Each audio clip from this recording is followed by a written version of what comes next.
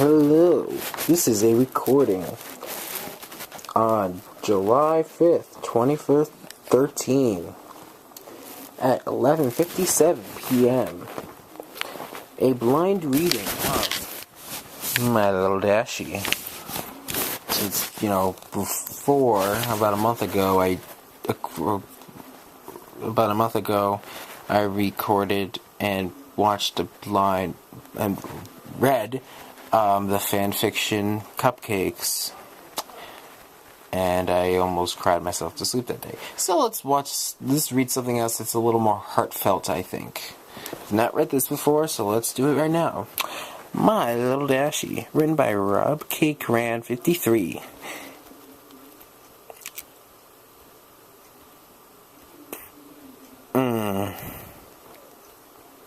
And this one is edited by Sir Peppermint Jam. This is the one on Google Docs that I happened to find. So, here we go. Let's read it. It looks to be first person. I live my life, one day at a time. A good portion of those days are uneventful, always failing in the same routine. I wake up, walk to work, walk home, then bum around till I go to bed. Sometimes I'll hang with my few friends, while other times I'll just play video games or watch My Little Pony Friendship is Magic. Every so often something new and interesting happens. I meet an old friend, I find a doll on the ground, or I get chased by a stray dog. Also, I'd like to point this out, I also read any grammatical errors. Sometimes I may fix them, but I will read them as they are laid out, so there's that. Alright. Living in a dying city isn't very fun or interesting. The city was once full of life and color, but now most of the houses are sagging, the business is empty and abandoned, and several open fields lay barren of once great factories that helped drive the economy. I've never seen the city during those times in person, but I have seen pictures. My mother and father lived happily, and they could only wish the same for me growing up. Sadly, I cannot say I've achieved that wish of theirs. I've fallen into the same dull routine. Wake, work, sleep, repeat. Yes, it's midnight now. I do have some moments of bliss, but the daily struggles I go through outweigh the small moments of joy I have. My Little Pony has helped, but it's still just another thing to give my hopes on. Every time I see the show, or one of the ponies on a fan site, I recoil a bit at the bright colors, the joyful faces of ponies, and the peaceful scenery of their world. It's so hard to look at that beautiful world, having it so close to my grasp. I reach out to touch its warm colors and bright smiling faces of the ponies, only to be stopped by my computer screen. I snap back to reality. It gets to the point where I will simply shut down my computer and walk away. I do that a lot, especially after my parents' death. I go for a walk. When I feel sad, I walk. When I feel tired, I walk. When I feel like walking, I walk. Walking has become my second life, in a sense. I spend at least half my day outside of the crumbling sidewalks and decaying suburbs. I've seen people come and go. I've seen buildings torn down and burned up, or have so much graffiti on its walls that its original color is unrecognizable. I very rarely pass any other people on my strolls. Most people don't like to look at their once beautiful city, their homes or former businesses. I don't blame them. In fact, I envy them. They saw this place with their own two eyes, seeing the buildings and standing still tall and proud. The lawns freshly cut, the paved roads and sidewalks still intact. The only thing I've ever seen that comes close is my mother's paintings, each of them colorful scenes of this concrete world. She started painting once everything crumbled beneath her feet, making the sad scenery before her beautiful. Her masterpiece is of an open field yielding a parking garage.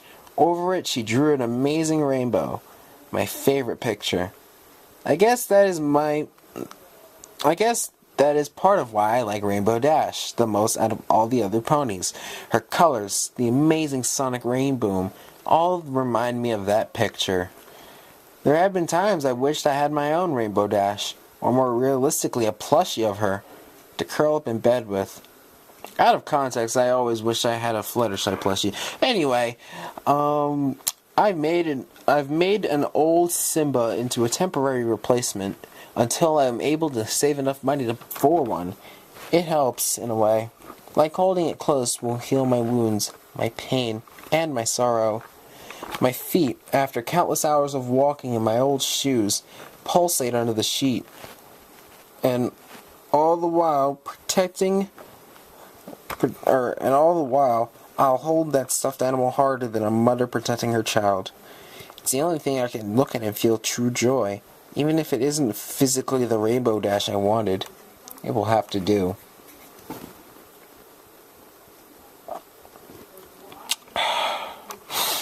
Today, as usual, I walked to work. It was the same shit, just a different day. Watching the same people enter the store, grab their merchandise and pay, then walk out with bags in tow. My shift ended after ended after several hours of this.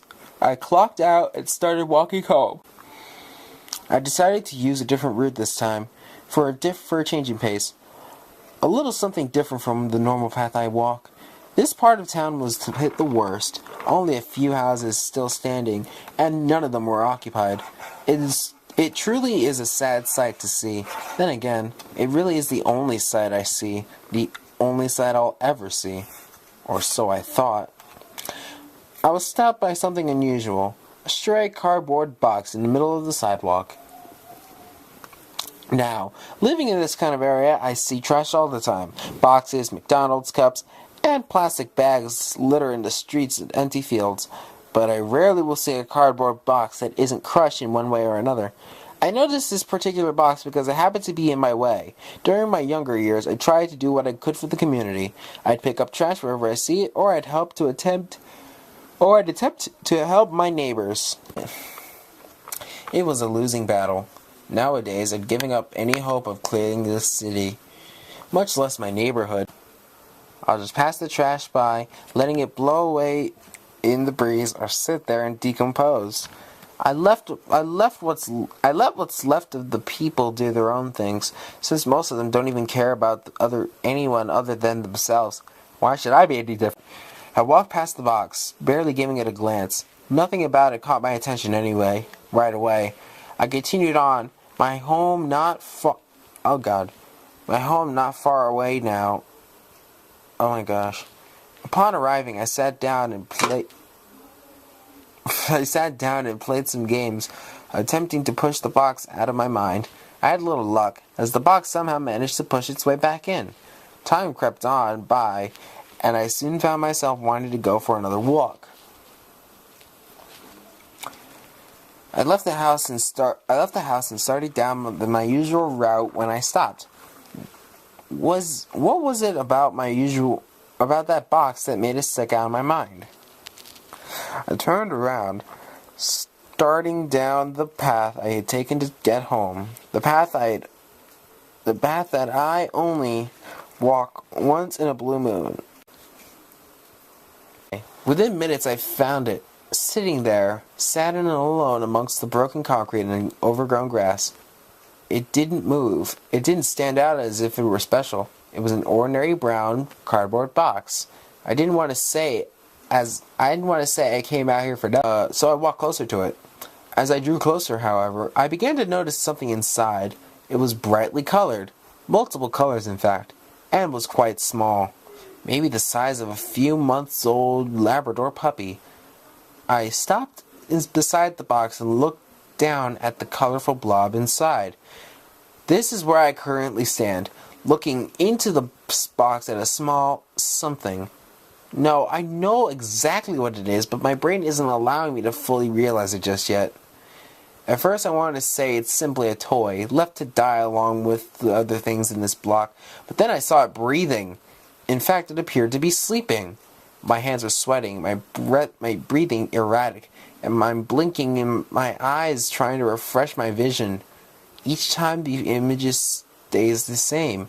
Inside is a sleeping, Philly, Rainbow Dash. I kneel down, trying to get a closer look into the box. I can't believe what I'm seeing. There is not a physical, mental, or extraterrestrial way how this could be here. How she could be here, in my gloomy, dark, and horrid world. I examine the box further. On the side, the simple pen says, give to good home. The first thought that runs through my mind, beside the initial Philly Rainbow Dash in a box, is who would give up a Philly Rainbow Dash? My mind is now a mess of questions. How did she get here? Why is she here? Why is she a Philly? Her flank is even barren of her cutie mark, meaning she is indeed a Philly. As I stand to stretch my tired legs, I accidentally bump the side of the box with my foot, and the inevitable occurs. She wakes up. She looks around, rubbing her face with her foreleg, trying to wake herself up. At first, all she sees are brown walls of the box, but then she looks up at me. Those large black eyes, along with the rose-colored rim around them, drive my heart to, as the meme goes, explode twice. The sheer cuteness of it all drives me to kneel back down, and I can't hold back a smile. I haven't smiled like this in years, since the last time me and my parents went out to the only remaining park in the area. Her eyes continue to stare at me, and I stare back. I don't know what to say or what to do, but I must start somewhere. Hi there. I speak, but she doesn't respond. What are you doing out here? She looks around, then back to me. The more I study her, the more I realize she is really young. Years younger than her Philly appearance in the episode 23. No season specification, just episode 23. She might not even be able to talk yet. That is, if she even can talk in my world. The fact that she is even existing right now has made me reeling in confusion. I return my attention back to her and notice a small shiver of her body. The fall season is here, and it can get pretty cold, especially around mid-September. I'm not sure how to exactly tackle this situation. Do I take her home? Do I call someone? Who would I even call? I'm a closet brony, so none of my friends can know about my love of the show. Also, out of context, I used to be a closet brony. I can't take her to a shelter. That's a stupid thought in the first place. Not only would it be a horrible sight, she might get taken off to some lab and experimented on, or something just as equally horrible. I have only one choice. She shakes once more as the cool air reaches her coat. Her wings ruffle as she lays back down and huddles her legs closer to her body to keep warm. That's the final straw. I can't take it anymore. I take off my own jacket and reach down and pick her up. I get the initial response expected. Fear. She begins to squirm around, unsure of what I'm doing to her. She can't fly yet, but she still flutters her wings as in praying for a miracle to happen that she doesn't magically take into flight. I set her into my jacket, wrap her up so that her head is sticking out, and hold her in my arm. She continues to squirm, but then my body heat begins to finally seep through the thin jacket, and she settles down. It's all right. Let's get you somewhere warmer, huh? I smile at her again. She looks up to me with much confusion in her eyes as she tries to process what is happening. Don't worry, I'm not going to hurt you. It's getting late, and you'll freeze out here. I think she understands me. For after I say those words, her eyes return to their normal size, and she snuggles herself more comfortably inside my jacket. She squirms a little, trying to get into a more comfortable position. I can feel her hooves and wings poking me as she shifts. Then, to top it off, she rests her chin onto my arm and lets out a deep sigh, closing her eyes to drift off to sleep. My heart explodes for a third time. The entire walk back, I keep an eye out for other people who could pass by me. I don't want anyone else to see her. I have no way of knowing how they would react. As usual, though, I didn't see a single person. It's midnight by the time I get home, and it's past midnight by the time I'm reading this. Sorry, out of context. I It's midnight by the time I get home. Fortunately for us both, I have turned on my porch light, otherwise I might have passed it. Being one of the few occupied homes in the block meant a lot of darkness. The city had even stopped running power to street lights, so it made it all the more difficult. I glanced down at the filly, who continued to sleep in the jacket as I carried her. She was no longer shivering, and felt quite warm. I walked up to my porch, careful not to make too much noise as I get my keys out. Unlocked the 2 dead bolts and the master lock, and finally the doorknob, and opened my door. It is dark inside, due to me leaving while it was still light out. With a flick of the switch, a single light bulb in the hallway comes to life, shedding some light into the living room. Most of the furnishings are my parents'. Then again, so is the house. I became the owner of it after their passing, and have done what I can to keep it that way. Still with the Philly rainbow dash in my arm, I walked into the living room. As I passed by my family portrait, I greet it with a, "Hello, Mom, hello, Dad." I know they aren't there, but knowing that they love me, and that I love them, helps me stay sane, and to keep from going into my miserable life. And to keep going in my miserable life. As I enter the living room, I can feel stirring in my arm. She had woken up, most likely when I turned on the light, and is now getting antsy. With no idea what to do or how to tackle the situation, I set her down on the couch. Immediately she jumps out of the jacket and starts looking around, already investigating her surroundings. I continue to watch her as she explores the couch, then continues to the coffee table.